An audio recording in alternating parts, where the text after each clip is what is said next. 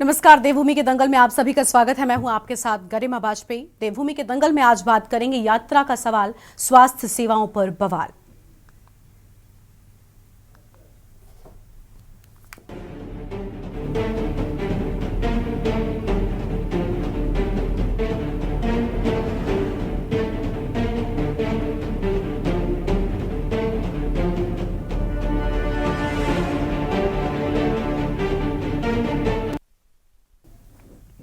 उत्तराखंड में मौसम विभाग की भारी बारिश और बर्फबारी की चेतावनी के बीच प्रदेश में गतिमान शीतकालीन चारधाम यात्रा का संचालन सरकार के बेहद चुनौतीपूर्ण होता जा रहा है। मौसम विभाग ने आने वाले दिनों में भारी बर्फबारी की संभावना जताई है। हालांकि राज्य सरकार पूरी तैयारी का दावा तो कर रही है, लेकिन विपक्ष का यह आरोप है कि सरकार ने सरल और सुरक्षित यात्रा को लेकर कोई भी तैयारी नहीं की है। कांग्रेस ने इस दौरान उत्तराखंड स्वास्थ्य विभाग में पिछले लंबे समय से गैरहाजिर चल रहे 158 डॉक्टर्स की सेवाएं समाप्त करने पर भी सवाल खड़े कर दिए हैं। और इसी बीच एसडीसी फाउंडेशन ने चारधाम यात्रा 2024 के संबंध में रिपोर्ट भी जारी कर दी है और साथ ही इस आधार पर चारधाम यात्रा को सुरक्षित और सस्टेनेबल बनाने का सुझाव भी दे दिया है। रिपोर्ट में चारधाम में धारण क्षमता यानी कि कैरिंग कैपेसिटी और आपदा प्रबंधन पर विशेष ध्यान देने की जरूरत बताई गई है। पंजीकरण के सरलीकरण को लेकर सरकार को सुझाव दिया गया है। एसडीसी फाउंडेशन के संस्थापक अनूप नौटियाल की माने तो इस रिपोर्ट में 192 दिन की चारधाम यात्रा का लेखा जोखा है और इसके जरिए उन्होंने सरकार को सुरक्षित और सस्टेनेबल यात्रा प्रबंधन के लिए 10 सुझाव भी दिए हैं। इसके तहत धारण क्षमता, आपदा प्रबंधन, सरल तरीके से पंजीकरण, यात्रा रूट और चारधाम में बेहतर सुविधाएं, सरकारी राजस्व बढ़ोतरी के उपाय, शीतकालीन यात्रा को प्रोत्साहन और स्थानीय लोगों के हितों की अनदेखी नहीं करने का सुझाव भी दिया गया है। और वहीं विपक्ष का यह आरोप है कि सरकार का ध्यान सिर्फ यात्रा में भीड़ जुटाने पर है। धरातल पर कोई भी व्यवस्था नहीं की गई है, जिससे श्रद्धालुओं में गलत संदेश जा रहा है। अब सवाल यह है कि क्या सरकार इन सुझावों पर अमल करेगी? क्या सरकार का ध्यान सिर्फ श्रद्धालुओं के आंकड़ों पर है? आज इसी मुद्दे पर करेंगे विस्तार से बातचीत। खास मेहमानों का पैनल हमारे साथ में जुड़ने वाला है, लेकिन उससे पहले एक नजर आज की इस खास रिपोर्ट पर डालिए।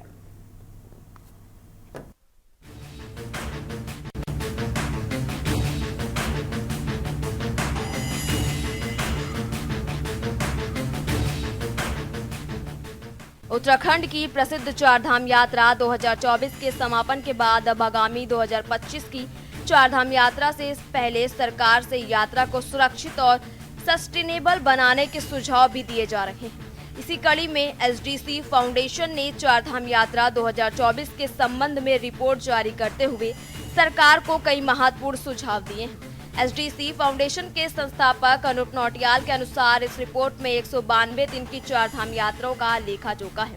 इसके जरिए उन्होंने सरकार को सुरक्षित और सस्टेनेबल यात्रा प्रबंधन के लिए 10 सुझाव भी दिए हैं। इसके तहत धारण क्षमता, आपदा प्रबंधन, सरल तरीके से पंजीकरण, यात्रा रूट और चारधाम में बेहतर सुविधाएं, सरकारी राजस्व बढ़ोतरी के उपाय, शीतकालीन यात्रा को प्रोत्साहन और स्थानीय लोगों के हितों की अनदेखी नहीं करने का सुझाव दिया गया है। वहीं विपक्ष का आरोप है कि सरकार का ध्यान यात्रा में भीड़ बढ़ाने पर है, व्यवस्थाओं पर नहीं है। आज हमने ये उत्तराखंड चारधाम यात्रा 2024 की report pathways to pilgrimage, data insights, challenges and opportunities launch करी है। ये पूरा एक तथ्यात्मक रिपोर्ट है जो चारधाम यात्रा 2024 जो 192 दिन चली थी, 28 हफ्ते की यात्रा, तो उस 192 दिन का विवरण, उन 28 हफ्तों का विवरण 14 ग्राफ के साथ में इस रिपोर्ट में है। उसके अलावा जो कई सारे जो नए तथ्य जो संभवतः हमारी आने वाले वर्षों की चारधाम यात्रा की प्लानिंग में मदद कर सकें, उसके सम का डेटा एनालिसिस इस रिपोर्ट में है। इसके अलावा इसमें 10 प्रमुख रिकमेंडेशन, उदाहरण के तौर पर एक जो बड़ी मांग आज हमने इस रिपोर्ट के लॉन्च के माध्यम से भी करी है, वो यही करी है कि उत्तराखंड सरकार जो है चारधाम यात्रा के नंबरों को लेकर के जो जश्न मनाने की उनकी आदत है उसे बंद करे। सरकार का पूरा फोकस एक सेफ और सस्टेनेबल यात्रा पर होना चाहिए।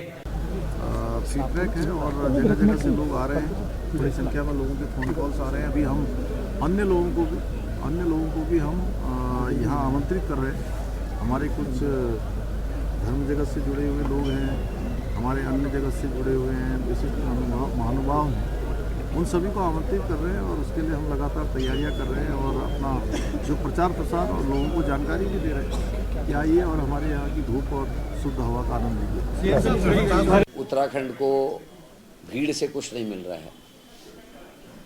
कांग्रेस की सरकार ने जो उस समय नियम बनाए थे कि 10 दिन में आप 4 धाम की यात्रा करेंगे उत्तराखंड की, उसका लाभ यहाँ के दुकानदारों को, यहाँ के टैक्सी ड्राइवरों को, होटल वालों को, होम स्टे वालों को मिलता था, क्योंकि लोग 10 दिन रहते थे। आज वो यूपी से चल रहा है या कहीं बॉर्डर से आ रहा है, एक ही दिन में बद्रीनाथ पहुँच रहा है, रात को पूजा करा और रातों रात वो वापस चले जा रहा है। वो भीड़ है, लेकिन हमारे लिए ये धाम जो हैं केवल भक्ति और उसके नहीं है, हमारे लिए हमारे पेट का, हमारी रोजी रोटी का, हमारी संस्कृति का भी सवाल है।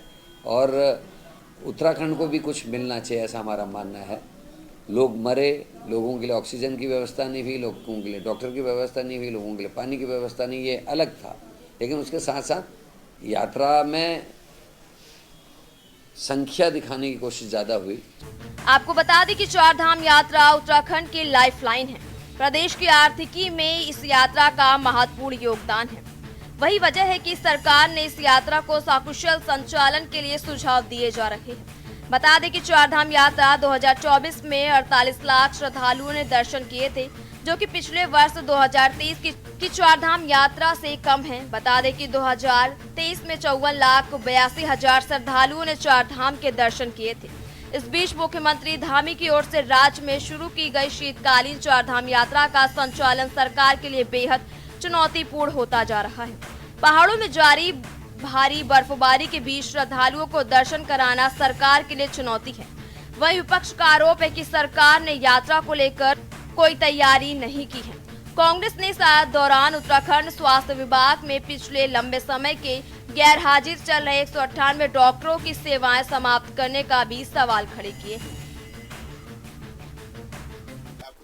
देखिए, हमारी सरकार लगातार पूरे प्रदेश में स्वास्थ्य व्यवस्थाओं को सुदृढ़ कर रही है और आप देख रहे होंगे कि 2900 से ज़्यादा डॉक्टरों की हम नियुक्ति कर चुके हैं। कतिपय डॉक्टर जो है बॉन्ड व्यवस्था का उल्लंघन कर रहे थे। कतिपय डॉक्टर क्या है कि नियुक्ति के बाद जो है 2-2, 4-4 महीने से जो है वहाँ गायब थे।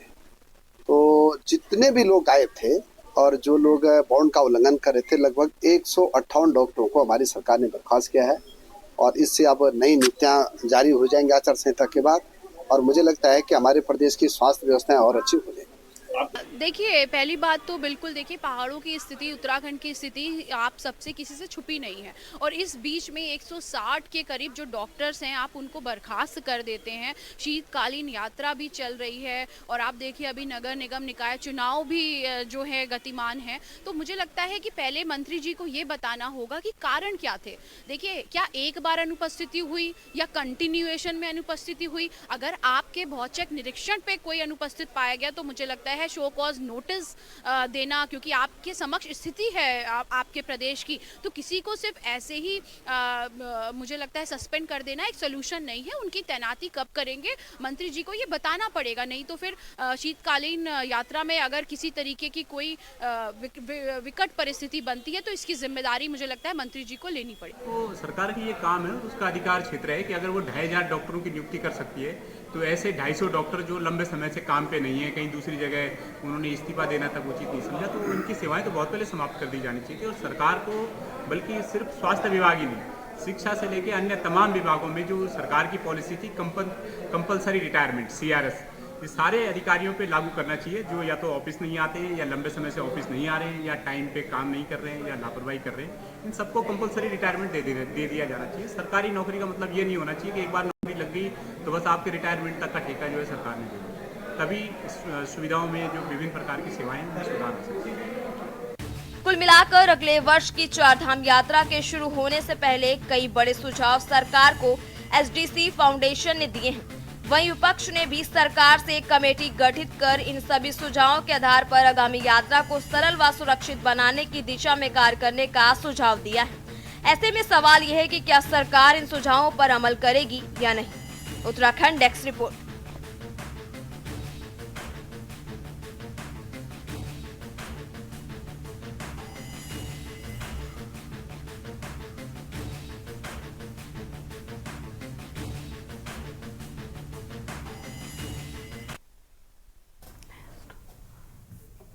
और देवभूमि के दंगल में आज यात्रा के इसी मुद्दे को लेकर हम करेंगे विस्तार से बातचीत। खास मेहमानों का पैनल हमारे साथ में जुड़ने वाला है। इनसे आपका परिचय भी हम कराएंगे।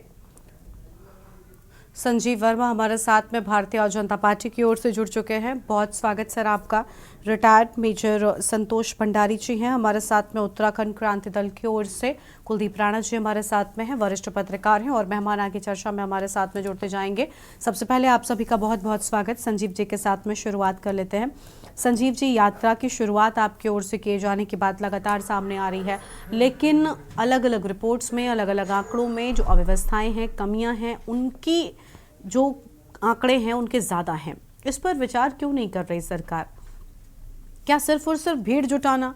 क्योंकि इस बार रिकॉर्ड्स कुछ टूट गए, 10 से 12 लाख लोगों की संख्या कम हो गई, तो क्या सिर्फ वहां पर आपका फोकस है, तैयारियों पर आपका फोकस नहीं है? ऐसा क्यों? गरिमा जी, देखिए, जो बोलते हैं भीड़ जुटाना, तो उनके लिए वो भीड़ होगी, लेकिन उन लोगों के लिए एक आस्था का बड़ा प्रश्न है जो देश से और विदेश से चारधाम यात्रा पर आते हैं। उन लोगों को वो भीड़ दिखाई देती है क्योंकि वो लोग सनातन विरोधी हैं, वो चारधाम विरोधी हैं, वो उत्तराखंड विरोधी हैं, वो यहाँ की नव जो धार्मिक आस्थाएं हैं उनके लिए कोई वैल्यूज नहीं है। लेकिन आप ये देखिएगा करीमा जी, जो चारधाम यात्रा पर जितने श्रद्धालु हमारे देश विदेश से आते हैं वो एक आस्था लेकर आते हैं, और चारधाम यात्रा हमारी जो एक लाइफलाइन का काम करती है। जो हमारा यात्रा रूट है, यात्रा रूट पर जितने भी स्थानीय व्यापारी हैं वो अभी तक 6 माह की यात्रा चलती थी। अब सरकार के द्वारा उस यात्रा को 6 माह की जगह पूरे साल भर की यात्रा के रूप में अब परिवर्तित किया गया है। इससे नए डेस्टिनेशंस का एक प्रादुर्भाव हुआ है, उजागर हुए हैं। कुछ नए ऐसी जगहें हैं जहां पर शीतकालीन हमारी देवताओं का प्रवास होता है, तो उन जगहों पर भी अब हमारे जितने श्रद्धालु हैं वो वहां पर भी जाएंगे। वहाँ जो स्थानीय लोग हैं उनको एक आय का एक साधन उपलब्ध हुआ है, उनका घर बैठे एक रोजगार का साधन सरकार के द्वारा उपलब्ध कराया गया है। वहाँ आसपास जितने भी कुछ मनोरम सौंदर्य वाले कुछ ऐसे स्थान हैं जो एक नए डेस्टिनेशन के रूप में उजागर हुए हैं, तो उन जगहों पर भी जब लोग आएंगे तो उससे वहां पे एक आर्थिक विकास भी होगा, आर्थिक उन लोगों की सुदृढ़ होगी। साथ ही अब दूसरी बात, अब जो प्रश्न आपने किया गरिमा जी, कि आपने कहा कि आपका फोकस क्या भीड़ पर है? हमारा फोकस इस बात पर है अधिक से अधिक श्रद्धालु आए, उनको अधिक से अधिक सुविधाएं मिले, उनकी यात्रा पूरी तरह से सुरक्षित हो, सुगम हो और दिव्य भव्य ये यात्रा एक रूप ले, और उत्तराखंड की भी छवि पूरे देश भर में और संसार में एक बहुत बेहतर अपना रूप ले। और जो लोग यहाँ से यात्रा करके जाते हैं तो वो एक शानदार फीडबैक बाकी लोगों को भी दें कि हम उत्तराखंड गए थे, चारधाम यात्रा में गए थे, हमको यही अच्छी अच्छी सुविधाएं मिली, हमको रुकने में कोई दिक्कत नहीं हुई, हमारा डॉक्टर के द्वारा पूरा अच्छा ध्यान रखा गया, हमको रजिस्ट्रेशन की किस तरह की कोई दिक्कत नहीं आई। और गरिमा जी देखिए, सीखना तो मैं सोचता हूँ एक अच्छी बात है। हम अपना जो बैक एक्सपीरियंस है उसमें कोई यदि कमी रही होगी तो उन कमियों को यदि हम कैसे दूर करें, उन कमियों को दूर करके आने वाली जो हमारी यात्रा है उसमें हम कैसे और ज्यादा बेटरमेंट उसमें कर सकते हैं, तो उसके ऊपर भी सरकार लगातार काम कर रही है। हम चाहे कैरिंग कैपेसिटी की बात करें तो कैरिंग कैपेसिटी में जितने अभी हमारे होम स्टेज हैं उनमें उनको और अधिक सुदृढ़ करने का सरकार काम कर रही है। जितनी धर्मशालाएं हैं, जितने होटल्स हैं, उनके ऊपर सरकार का पूरा फोकस है, कहीं ओवर रेटिंग ना हो, कहीं जो श्रद्धालु आ रहे हैं उनसे ज्यादा पैसे ना लिया जाए, भोजन की एक अच्छी गुणवत्ता हो, अच्छी व्यवस्था हो।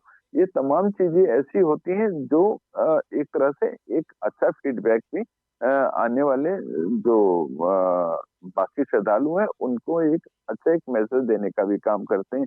रजिस्ट्रेशन की पर्याप्त व्यवस्था हो। रजिस्ट्रेशन जिस समय आदमी अपना रजिस्ट्रेशन कराए उस समय उनको ये बता दिया जाए कि आपका नंबर फलानी तारीख को फलाने टाइम पे आए, तो वो उसी उचित टाइम पे अपने स्थान पर आए, ताकि उसको भीड़ का भी सामना ना करना पड़े।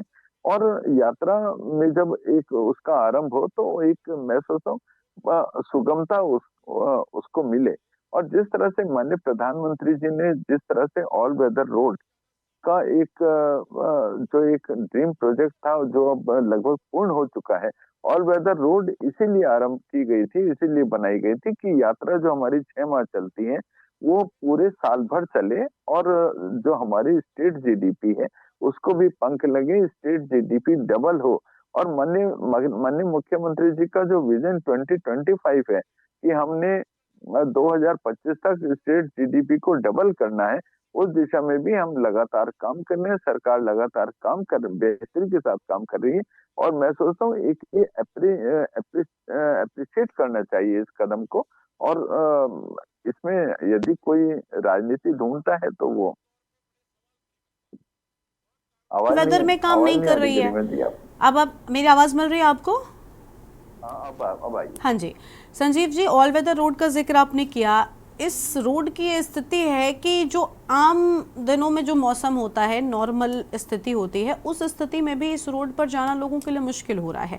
स्थिति इतनी खराब हो चुकी है, मतलब शुरू होने से पहले खत्म हो जाना जैसे कहते हैं ना। आप ऑल वेदर रोड की अगर स्थितियां चेक करेंगे, रियलिटी चेक रिपोर्ट्स देखेंगे तो बड़े बड़े गड्ढे हो रखे हैं। मतलब शीतकालीन मौसम की तो बात ही अलग कर दीजिए। जब सोचिए बर्फ जैसी स्थिति होगी, बर्फ गिरेगी तो फिर तो वो एक अलग स्थिति होती है। लेकिन कम से कम आम दिनों में जब गर्मी का मौसम है, अगर उस वक्त भी इस रोड पर चलना मुश्किल हो रहा है। और रही बात, आप कह रहे हैं कि कुछ बैक रिकॉर्ड्स खराब हो रहे हैं तो हम उससे सीख रहे हैं। क्या सीख रहे हैं? इसके पहले 56 लाख श्रद्धालु आए थे, इस बार उससे ज्यादा की उम्मीद थी, वो चीज नहीं हुई। अब ऐसा लग रहा है कि सरकार का फोकस सिर्फ और सिर्फ इस चीज पर है कि किसी भी तरीके से श्रद्धालुओं की संख्या बढ़े। लेकिन वो तो तभी बढ़ेगी जब चीजें, आप जो सुविधाएं दे रहे हैं वो बेहतर होंगी। सुविधाओं के नाम पर क्या बढ़ोतरी हो रही है? घोड़ा खच्चर वालों की स्थिति जस की तस बनी हुई है, कुछ बदलाव बड़ा नहीं हो रहा है। तो फिर किस लिहाज से शीतकालीन जो मौसम है, यात्रा है, इसमें तो और ज्यादा आपके सामने हर्डल्स आने वाले, और ज्यादा समस्याएं आने वाली, तो इनसे निपटेंगे कैसे? ये यात्रा और ज्यादा मुश्किल होगी।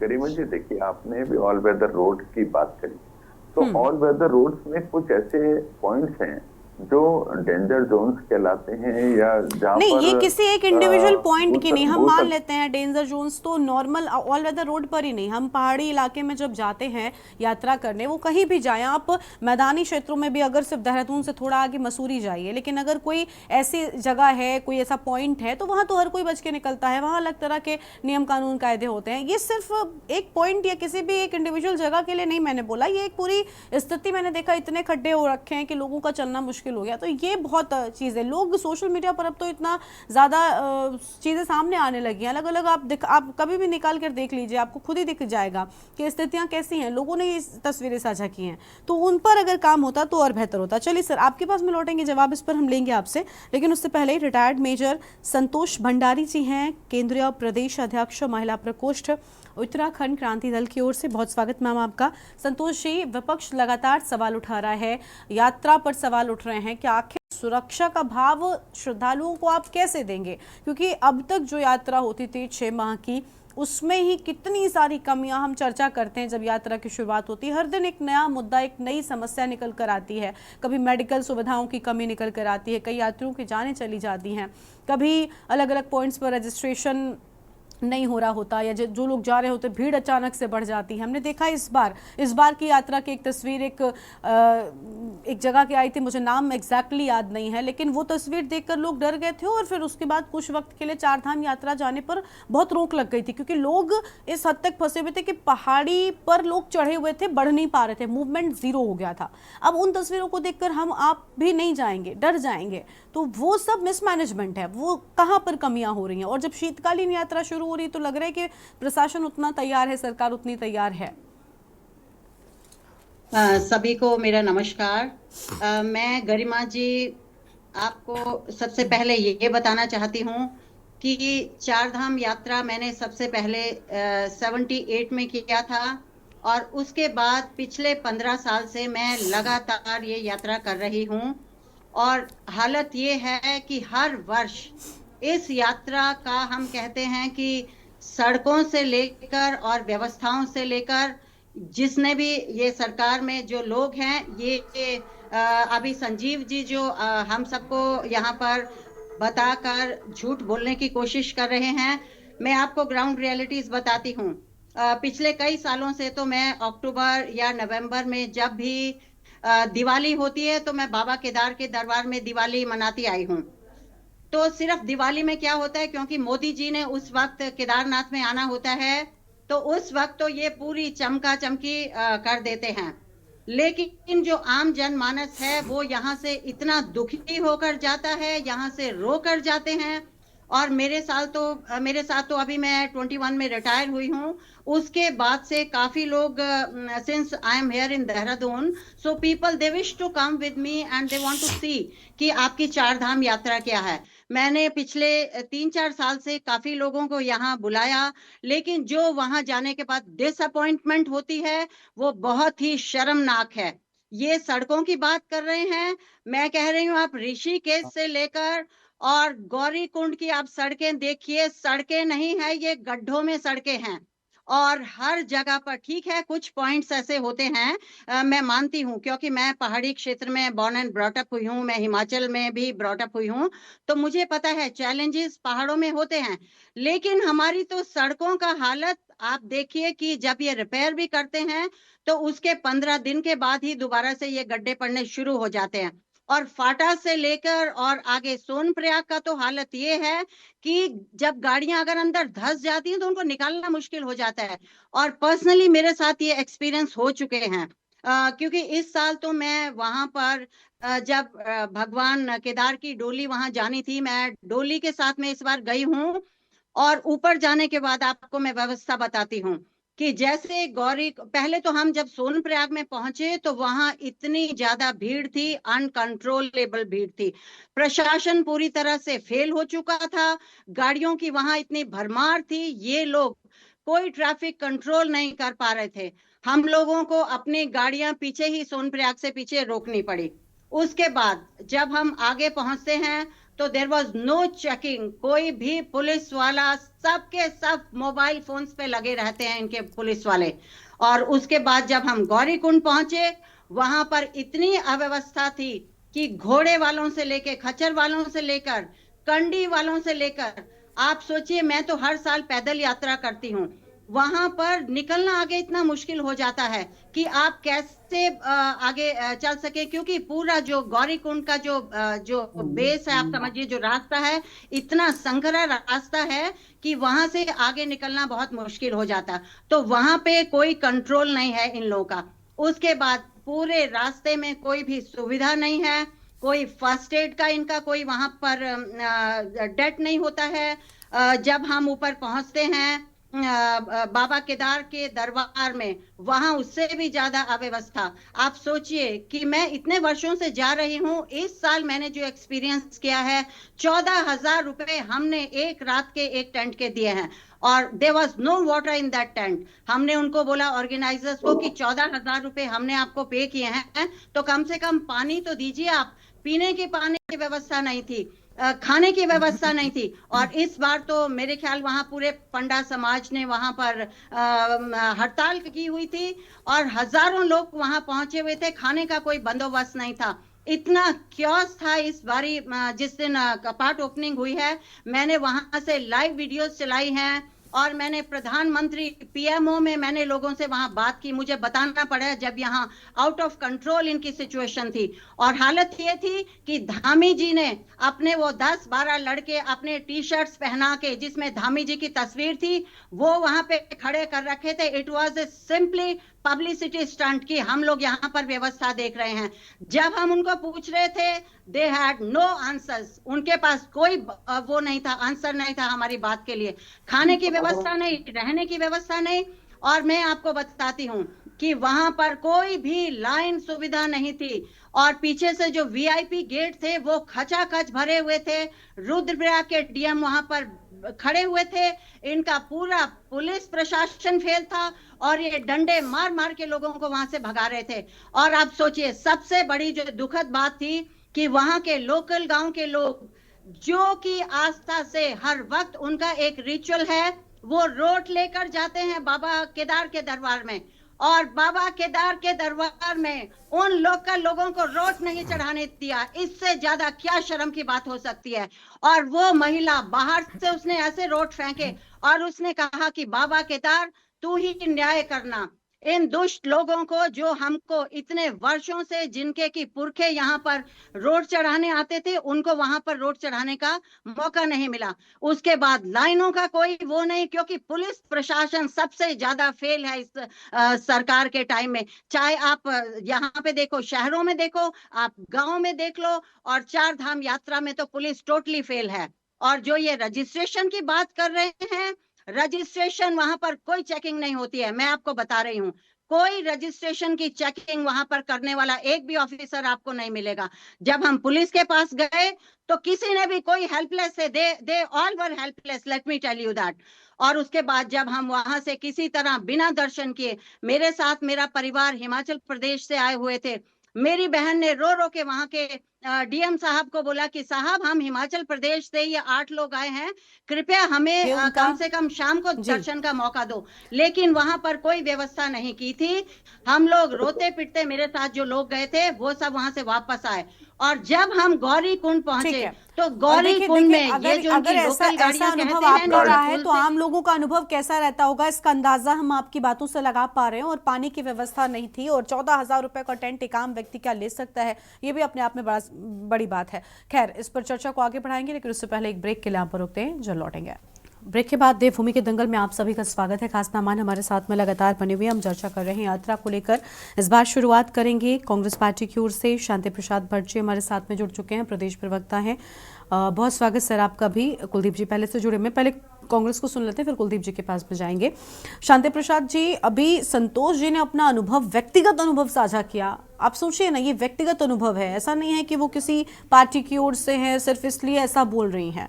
वो किसी भी दल की ओर से होती, किसी भी व्यक्ति का व्यक्तिगत अनुभव बहुत जरूरी होता है। अब आप सोचिए, उनके साथ 14,000 रुपए के टेंट में भी पानी के टैंक में कोई जगह नहीं है पानी की, तो स्थितियां कैसी हैं। और ये आम यात्रा की बात है, क्या होगा जब शीतकालीन यात्रा शुरू होगी और लोग पहुंचेंगे।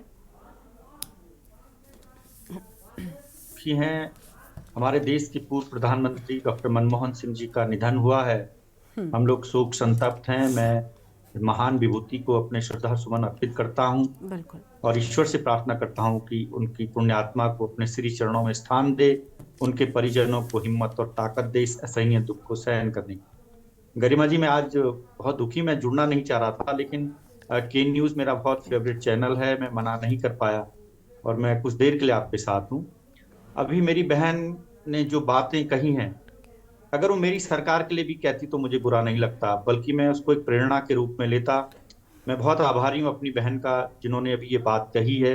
निश्चित रूप से ये हम सब को, चाहे मेरी सरकार हो या भारतीय जनता पार्टी की सरकार हो, हम सब जितने सामाजिक और राजनीतिक जीवन में हैं, हमको ये सब बातें हमको झकझोर करती हैं। क्यों नहीं हम सब इन सब सुविधाओं को जुटा पाते हैं। हम जो मेन यात्रा होती है 4 धाम की, जब उसी की तैयारी हम नहीं कर पाते। और गरिमा जी, मैं क्या कहूँ, आपने इतनी बहसें की, इतने चैनल पर इतनी डिबेट की जब मेन यात्रा शुरू हो रही थी।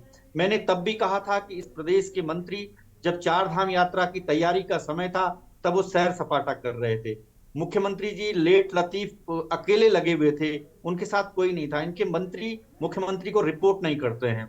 और शीतकालीन जो शरदकालीन जो ये यात्रा है, इसकी अगुवाई ज्योतिर्मठ के शंकराचार्य आदरणीय हम सब के परम आदरणीय अभिमुक्तेश्वरानंद जी महाराज ने पिछले साल भी की थी, इस साल भी की है। मैं उनका अंतर्मन से आभार व्यक्त करता हूं। क्योंकि उन्होंने एक दूरदृष्टि सोच से ये शुरुआत की थी। और ये गद्दी स्थलों के दर्शन की यात्रा है। चार धाम के जो मुख्य पड़ाव हैं, यमुनोत्री जी, गंगोत्री जी, बद्रीनाथ जी और केदारनाथ जी के, ये मेन मंदिरों के दर्शन नहीं है, बल्कि जो गद्दी स्थल है जहां पर हमारी जो दिव्य डोलियां होती है वो विराजमान होती है।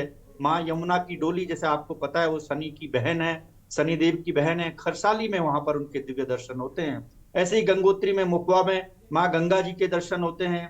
केदारनाथ जी के दर्शन उखीमठ में वहां पर होते हैं, बल्कि पंच केदार के वहां दर्शन होते हैं। और बद्रीनाथ जी के दर्शन जोशीमठ में होते हैं।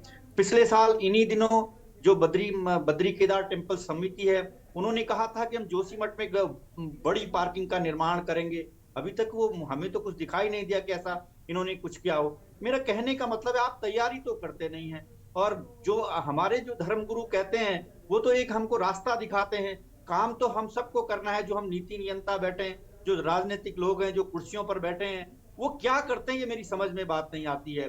और मेरी बहन ने जितनी बात अभी कही, भंडारी जी, संतोष भंडारी बहन ने, मैं उनकी बात से बिल्कुल सहमत हूँ। ऐसा होता है। और उन्होंने जो अपनी बात कही है वो उनका निजी अनुभव है।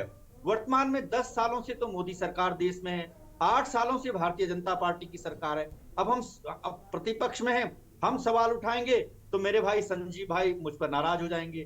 तो बात अगर मेरी सरकार होती और तब भी ऐसी हिला हवाली होती और बहन संतोष जी वो बात कह रही होती, तो मैं बुरा नहीं मानता। मैं निश्चित रूप से उसको प्रेरणा के रूप में लेता और अपनी सरकार से, अपने नेताओं से कहता, सबक लीजिए और सीखिए, इसको ठीक करिए। तो हम सबको गरिमा जी ये सब ठीक करने की जरूरत है। आखिर आफ्टर ऑल उत्तराखंड देवभूमि है और ये जो 4 धाम है, इन्हीं पर हमारी बहुत सारी अर्थव्यवस्था भी टिकी हुई है। अगर हम इन्हीं 4 धामों को, इनके मार्गों को, पेयजल, स्वास्थ्य, सड़क, बिजली, पानी, यही ठीक नहीं कर पाए तो किस बात की सरकार है, किस बात के हम जनप्रतिनिधि हैं।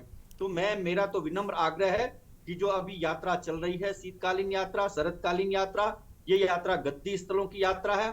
इस यात्रा पर भी अब आप देखिए ना, सरकार का प्रबंधन, जहां मैं अभी नई टिहरी शहर से जुड़ा हूं, जिस जगह पे हूं गरिमा जी, यहाँ बर्फ गिरनी शुरू हो चुकी है। अभी मैं बिल्कुल माइनस टेम्परेचर में हूँ, यहाँ बर्फ गिरनी शुरू हो चुकी है।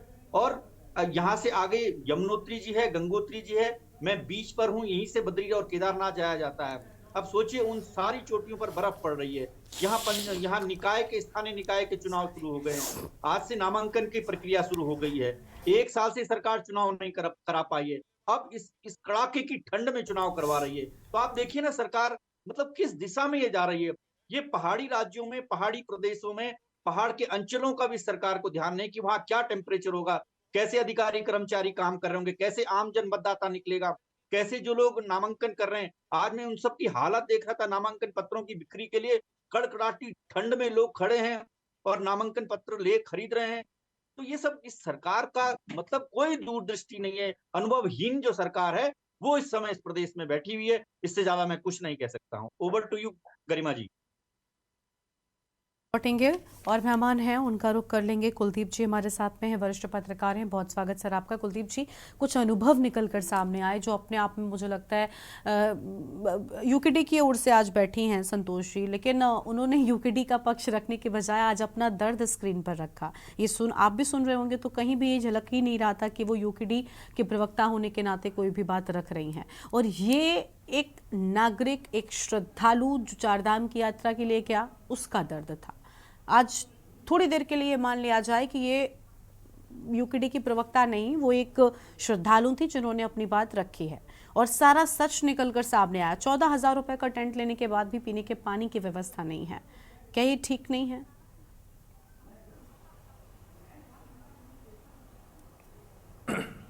बिल्कुल गरिमा, ये अपने अपने अनुभव हैं।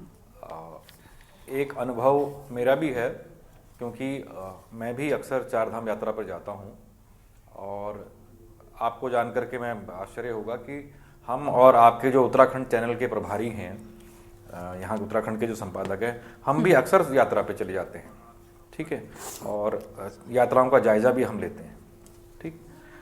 लेकिन मेरे अनुभव इतने कड़वे नहीं रहे। हमें 4 धाम में सड़कों की स्थिति थोड़ा बेहतर दिखाई दी, और थोड़ा नहीं, मुझे काफ़ी बेहतर दिखाई दी। ये बात मैं इसलिए भी कह रहा हूँ क्योंकि मैं उत्तराखंड में जहाँ चारधाम यात्रा होती है उनमें से एक सीमांत जनपद है चमोली। मैं उस चमोली जनपद का रहने वाला हूँ। तो मैंने चमोली जनपद में मैंने पहाड़ों की, न सिर्फ चमोली जनपद, मैंने पहाड़ों की सड़कों की स्थितियों को राज्य निर्माण से पहले और राज्य निर्माण के बाद दोनों को देखा है। दूसरी चीज़, अगर हम तुलनात्मक रूप से देखते हैं तो चीज़ें तब के मुकाबले आज काफ़ी बेहतर स्थिति में हैं, ठीक। लेकिन सब कुछ अच्छा हो गया है ऐसा नहीं है, और सब कुछ बहुत बुरा है ऐसा भी नहीं है। सारे दिन एक समान नहीं होते हैं, ठीक। कई बार जब हम लोग भी यात्रा पर होते थे तो हम लोगों को भी दुश्वारियों का सामना करना पड़ता था। इस बात में भी कोई दो राय नहीं है कि उत्तराखंड का जो प्रशासन है वो चारधाम की व्यवस्थाओं को लेकर के बहुत ज़्यादा हम ये कहेंगे कि गंभीर नहीं दिखाई देता है। पुलिस, क्योंकि सबसे ज़्यादा जो जिम्मेदारियां होती हैं वो सीधे तौर पर पुलिस विभाग के ऊपर होती हैं, क्योंकि ये एक मात्र ऐसा डिपार्टमेंट है जो सीधे पब्लिक रिलेशन से जुड़ा हुआ है, जहां आपको चाहे ट्रैफिक की समस्या होगी तो भी आप पुलिस के सामने जाएंगे, कोई उस तरह की अव्यवस्था की समस्या होगी तब भी आप पुलिस के पास जाएंगे, है ना। तो पुलिस का सबसे ज़्यादा सामना पब्लिक के साथ होता है, और पब्लिक और पुलिस के बीच में समन्वय रहे, व्यवस्थाओं को लेकर के रहे, तो पुलिस की तो तैयारियां हम देखते हैं अक्सर वो नाकाफ़ी होती हैं। हमने बद्रीनाथ में भी देखा है, हमने केदारनाथ के रूट पे भी देखा है, हमने गंगोत्री यमुनोत्री के रूट पे भी देखा है। जब क्योंकि जो रास्ते हैं वो बहुत ज़्यादा चौड़े नहीं हैं और अब बड़ी संख्या में लोग आ रहे हैं, जहां ये बात बड़े गौरव की होती है कि आज इतने लाख श्रद्धालु जो हैं इस समय हमारी चारधाम यात्रा पर आए हैं, या इतने लाख श्रद्धालु हमारे उक्त धाम में पहुंचे हैं, ठीक है। लेकिन वो कैसे पहुंचे, रास्तों की स्थिति क्या है, क्योंकि जिन रास्तों से आप जा रहे हैं उन्हीं रास्तों से लोग लौट भी रहे हैं।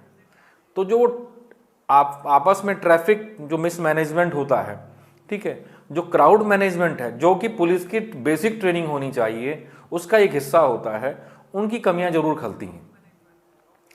स्वास्थ्य व्यवस्थाओं को लेकर के भी चीज़ें अक्सर कटघरे में रहती हैं, लेकिन कई बार इस तरह की स्थितियां उतनी भी दुर्लभ नहीं होती। मैं ये बात इसलिए कह रहा हूं क्योंकि पत्रकार होने के साथ साथ मैं उत्तराखंड राज्य का नागरिक भी हूं, और मैं कोई भी बात इस तरह की नहीं कहना चाहता जो उत्तराखंड राज्य के व्यवस्थाओं, अर्थव्यवस्था को, यहाँ के नागरिकों के हितों को प्रभावित करे। क्योंकि चारधाम यात्रा एक न सिर्फ चारधाम यात्रा है बल्कि वो उत्तराखंड का गौरव भी है। उससे उत्तराखंड के और उत्तराखंड के लोगों की अर्थव्यवस्था, यहाँ का सामाजिक ताना बाना, तमाम सारी चीज़ें जुड़ी हुई हैं। और ये यात्रा न सिर्फ भारत भर की यात्रा है, ये विश्व की यात्रा है। विश्व के तमाम देशों से लोग आते हैं, और अगर हम किसी चैनल पर बैठ करके ये बात कर रहे हैं या डिबेट कर रहे हैं तो इसको लाखों लोग देखते हैं, ठीक है। तो हमारा कोई भी इम्पैक्ट ऐसा नहीं होना चाहिए कि उन लोगों के मन में ऐसी दुर्भावना आए कि वो लोग यात्रा में आने से कतराएं, ठीक। उतार चढ़ाव हर चीज़ में होते हैं, सब व्यवस्थाओं को और सुदृढ़ किया जाना चाहिए, ये सरकारों की जिम्मेदारी होती है। और हमने तो उत्तराखंड में एक चीज़ देखते हैं, और ये विगत 24 वर्षों में मैं लगातार देख रहा हूँ कि सरकार और ब्यूरोक्रेसी के बीच में जो प्रदेश की नौकरशाही है, जो अफसरशाही है, इनके बीच में सरकार जो कहती है, क्योंकि सरकारों को चुनाव लड़ना है, सरकार राजनीतिक दल है, कभी भाजपा की सरकार, आज भाजपा की सरकार है, कभी कांग्रेस की भी सरकारें थी, ये राजनीतिक दल हैं, इनको चुनाव लड़ना है, जनता के बीच में जाना है। लेकिन एक ब्यूरोक्रेट को कभी चुनाव नहीं लड़ना होता, उसे कहीं जनता को जवाब नहीं देना होता है, ठीक है। तो उत्तराखंड में सरकार और ब्यूरोक्रेसी के बीच में एक बड़ा अंतर दिखाई देता है। सरकार जो बात कहती है, ब्यूरोक्रेसी उसको उतनी गंभीरता से लेती नहीं है, और ये हमारी प्रदेश सरकारों की सबसे बड़ी कमजोरी है कि वो अपने आप को इतना मजबूत नहीं कर पाई, वो ब्यूरोक्रेसी पर इतना लगाम नहीं लगा पाई कि जो बात वो कहे तो उसका कम से कम 90% तो धरातल पर पूरा हो, और ये कमी उत्तराखंड में बहुत खलती है। चारधाम यात्रा उत्तराखंड के 13 जिलों में से मात्र 3 जिलों में होती है, जिनमें चमोली, रुद्रप्रयाग और उत्तरकाशी। चमोली में बद्रीनाथ जी, रुद्रप्रयाग में केदारनाथ जी, और उत्तरकाशी में माँ गंगा और माँ यमुना, ठीक है। अब इन 3 जिलों की जो यात्रा है, और इनका जो ट्रैफिक रूट शुरू होता है वो हरिद्वार और देहरादून से, ये देहरादून के ऋषिकेश से शुरू होता है, ठीक है ना। तो अब इस छोटी सी व्यवस्था को भी अगर हमारे लोग सुदृढ़ नहीं कर पा रहे हैं तो ये चिंतन का विषय है, इसकी तरफ सरकारों को ध्यान देना चाहिए। लेकिन अमूमन देखने में ये होता है कि यात्राओं की शुरुआत में जो बातें कही जाती हैं, बड़ी बड़ी बातें कही जाती हैं, बड़े बड़े विज्ञापन दिखाए जाते हैं, लेकिन ऐसा लगता है जैसे अफसरशाही अपनी ही सरकार को फेल करने में जुटी है और इसका जो नुकसान होता है वो प्रदेश की जनता को होता है। क्योंकि चारधाम यात्रा न सिर्फ प्रदेश की जनता के लिए बल्कि उत्तराखंड सरकार की राजस्व का भी एक बड़ा हिस्सा इससे आता है, इससे जुड़ा हुआ है। ठीक है, उत्तराखंड का तीर्थाटन न सिर्फ आस्था का विषय है बल्कि एक अर्थव्यवस्था का भी विषय रहा है और ये समस्याएं अक्सर देखने में आती हैं। लेकिन जो एक व्यवस्था, एक मैनेजमेंट, एक रिसर्च इसमें होनी चाहिए थी कि कैसे जब ऋषिकेश से या हरिद्वार से जब यात्री निकले, वो गाड़ी निकले, तो कैसे समन्वय हो, ट्रैफिक को लेकर के प्रॉब्लम ना हो। वहाँ जब आप यात्रा स्थल पर जब आप पहुँचते हैं, बद्रीनाथ आप पहुँचे या केदारनाथ आप पहुँचे या माँ गंगा यमुनोत्री गंगोत्री आप पहुँचे, तो वहाँ दबाव इतना ना हो, वहाँ क्राउड इतना दबाव ना हो, उसका मैनेजमेंट इस प्रकार से किया जा सके कि वो चीज़ें व्यवस्थित हो सकें। लेकिन अक्सर देखा जाता है कि अखिल भारतीय सेवाओं से निकले हुए अधिकारी, जिनको जो देश की सबसे बड़ी सेवा के अधिकारी हैं, इन लोगों की मैं समझता हूँ कि समझ उस समय कहाँ चली जाती है जब ये चीज़ें प्रैक्टिकल रूप से इनको हल करनी होती हैं और इसकी जो इम्पैक्ट होता है वो सीधे सीधे प्रदेश सरकार पर आता है, क्योंकि उसकी जवाबदेही जनता के प्रति होती है। और ये कमी हमने उत्तराखंड के इन 24 सालों में अक्सर देखी है। ठीक है, लेकिन फिर भी मैं ये कहता हूँ कि सभी दिन एक समान नहीं होते। उत्तराखंड हिमालयी राज्य है और ये मध्य हिमालय का क्षेत्र जहाँ के पहाड़ बड़े कच्चे हैं। यहाँ आप किसी भी जगह पे ये नहीं कह सकते कि यहाँ भूस्खलन नहीं होगा या यहाँ पर सड़कें आज बन गई हैं तो कल नहीं टूटेंगी। ये तो यहाँ पर एक समस्या रहती है और शायद ही ये समस्या मैं समझता हूँ कि कभी पुख्ता रूप से हल हो पाए। ठीक है, हालांकि आज के इस वैज्ञानिक दौर में चीज़ें निकल करके आ रही हैं और हमारे उत्तराखंड के लिए भी ये चीज़ें एक वरदान साबित हों। ठीक, लेकिन फिर भी उत्तराखंड के लिए, और अभी चूंकि शीतकालीन यात्रा की जब हम बात कर रहे हैं तो ग्रीष्मकालीन यात्रा की तुलना में जो शीतकालीन यात्रा में यात्रियों का प्रवास होता है वो घट करके 5% भी नहीं हो पाता है। क्योंकि अभी पहले लोगों के संज्ञान में ये बात नहीं थी गरिमा कि जो चारधाम यात्रा है वो शीतकाल में भी होती है, क्योंकि चारधाम यात्रा कभी बंद होती ही नहीं है।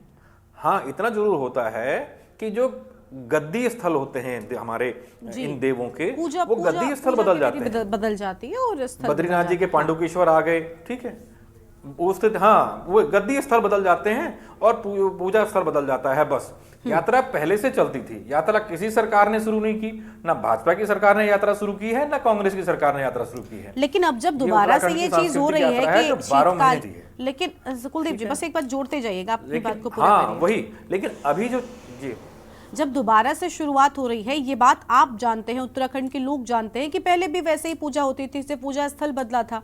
लेकिन जो चार धाम का महत्व और महिमा मंडन इतना ज्यादा है सनातन धर्म में, हिंदू धर्म में लोगों में, कि वो तो ये समझ रहे हैं ना कि अब हमें और ज्यादा वक्त मिलने वाला है, वो वैसे ही जाएंगे, उसी श्रद्धा उसी आस्था के साथ में जा रहे हैं। तो आपको उतनी तैयारियां करनी होंगी। आप उत्तराखंड के लोग जाते होंगे, लेकिन बाहरी प्रदेशों के लोगों को ये जानकारी नहीं है, शायद उतनी विस्तृत जानकारी ना हो जितना उत्तराखंड के लोगों को हो।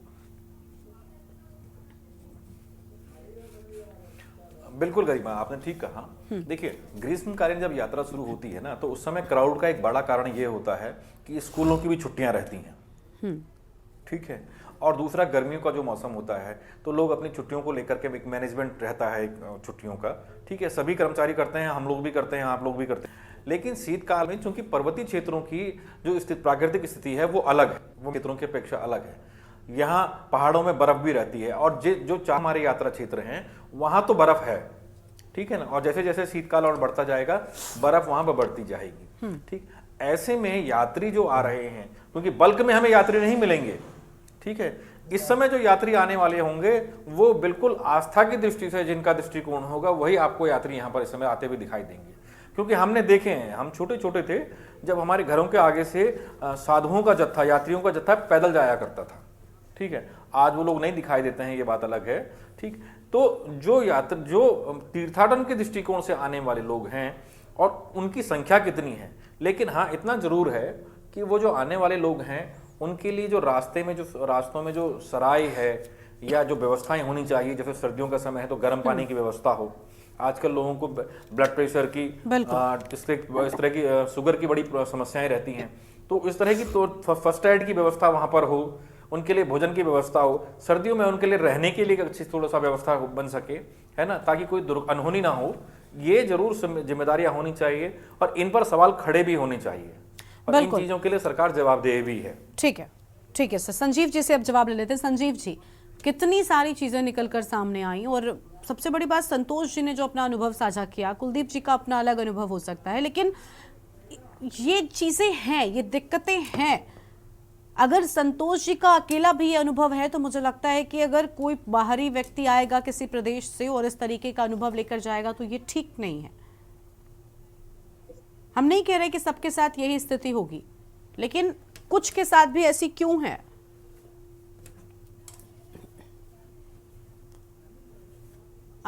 अनम्यूट कीजिए सर, अनम्यूट कीजिए, आपकी आवाज नहीं मिल रही है।